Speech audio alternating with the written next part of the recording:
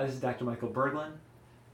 You're here because most likely either I tested you on food allergies and you showed to have a sugar sensitivity, or you're just wondering about sugar sensitivities in general.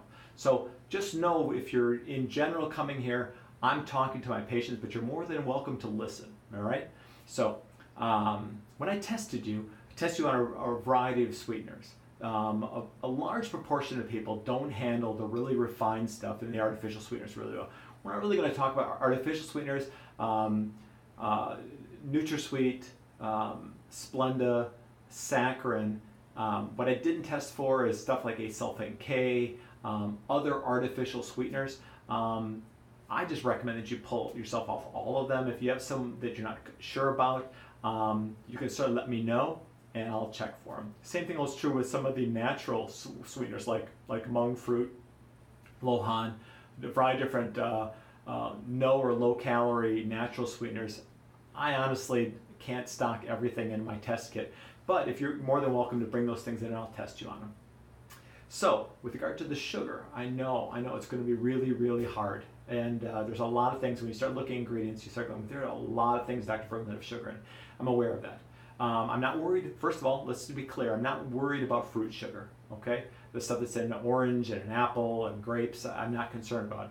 The stuff that's in fruit juice, unless I specifically told you I need to have you come off juice, I'm not worried about you being on fruit juice, okay? What I am concerned about is the refined sweeteners, and those include high fructose corn syrup, even Karo corn syrup, which is the old style, like, syrupy stuff that has been around forever.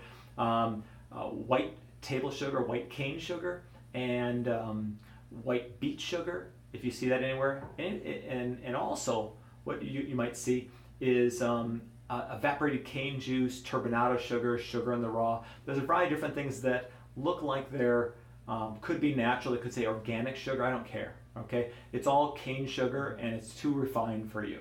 All right, so let's just cut those things out right away. Now you have two different options to do this. One is you can do a slow withdrawal, slow cutback. You can figure out how much you're doing on amounts of sugar, and you can decide to scale back.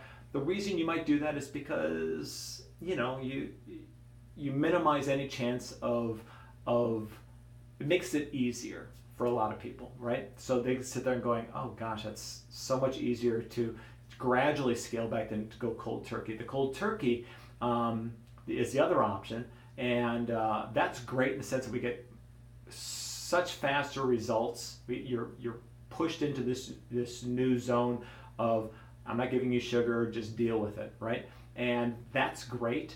I love that because the results come that much quicker. The problem for some people is that they can get sugar withdrawal. They can get increased cravings, headaches, almost feels like you're hungover. It's just like you almost have the flu, right? I hate saying it's kind of like a drug withdrawal, because in essence the purified version of sugar acts a lot like a drug, and some people actually are very addicted to it. They just don't know it, right? And so because it's included in a bunch of things, they just think, oh, it's not that bad. But by the time you add up all the sources of added sugar into stuff, there's estimates that we as Americans do about 171 pounds a year of sugar in our diets. Now some of you go, I don't do any. So then, right, that means some people are averaging 220, 250 pounds a year, which is almost a pound a day, which seems insane. But there are some people that are doing like 2 gallon jugs of soda, sweets, candy, cakes, donuts, all those different things, and they all add up. They start adding up. So now you're also going to see stuff that's in the label, like a tomato sauce or bread or different kinds of things. You're going to see the sugar in there. You're going to kind of go, do I need to eliminate that? Yes. Anything that has added sugar in it. What if it's way down? I'd still like for you to eliminate it. Here's the thing. Once you get better, once you feel good again, we can try and experiment with what will happen to me if I add a little bit back in. And we'll see, right?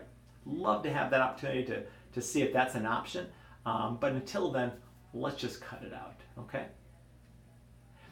And I think that squares away most things I want to talk to you today about.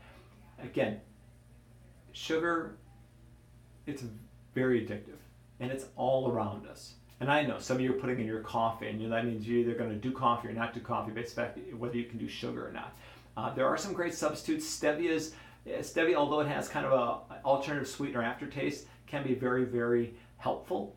Xylitol, sorbitol, maltitol, erythritol, they all have some slight gastrointestinals at a certain level. But if you're just doing a teaspoon or a tablespoon in like coffee, or you make why don't you have a small glass of lemonade, just add something sweet into the mix. You can do that, and most people are not going to have a problem with that. And you can get that. There's some really great sources of that. We even stock some of the xylitol products in our office. So if you need some, just feel free to jump on that. And I know you can do it. I wish you well, and can't wait to see you next and see all the symptoms improve.